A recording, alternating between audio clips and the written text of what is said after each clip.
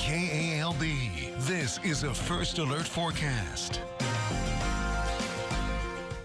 Welcome back and thank you for joining us this evening. I want to talk a little bit about that earthquake that occurred off the coast of Russia. Here's the Russian coastline right here. And just to the east of that, that's where we had an 8.8 magnitude earthquake earlier this evening, around 6:30 p.m. Central Time, and a bunch of aftershocks, some of those pretty strong, following it pretty close together there in the same area. And as a result, this earthquake here right now is tied for the 5th strongest ever recorded on record. So because of that, there is a tsunami ongoing right now. That's why tsunami warnings have been put up for Japan, Alaska, and also the Hawaiian Islands. And then if you go out to the west coast, there's also a tsunami, or it was a tsunami watch, now downgraded to a tsunami advisory. At the minimum, expect some rough waves and rough surf out there off the west coast. But of course, it does look like the tsunami threat, at least for the western coast of the United States, may be winding down. Of course, we'll have to keep an eye on things as we go throughout the night tonight, and we'll keep you posted on the latest as we learn more. For us in Louisiana, it is going to be a quiet night. We've got very calm conditions here in downtown DeRidder. You can see the courthouse there toward the bottom right of your screen. You can even see the moon there.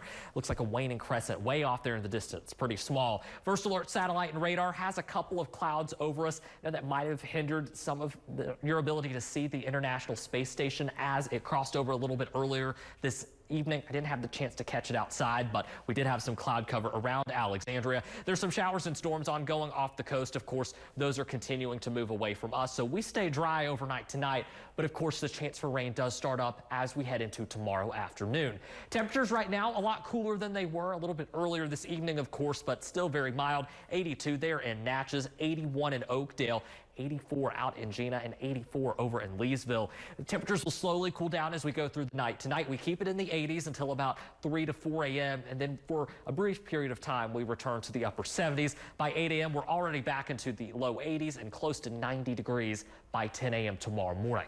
Now, one thing that we will have going in our favor, and it might keep temperatures a degree or two cooler, is this cloud cover that'll be in place. That's 6 a.m. You'll notice it sticks with us for a lot of the day. I do think we'll have some more breaks in the clouds than what Futurecast is showing, but those cloudy skies could help keep those temperatures down a few degrees. Then by the afternoon, you'll notice along and south of I-10, a little bit closer to the coast, start to see that isolated storm activity start to fire up. Not long after that, we see some of that there in central Louisiana. Now, you will take note, it's not widespread. Not everybody's getting rain out of this, but for a few lucky spots tomorrow, expect those hit and miss storms to continue. By the time we get to 9, 10 o'clock at the latest, that's when that rain activity really starts to settle down, and then we'll be dry heading through the rest of Wednesday night into Thursday.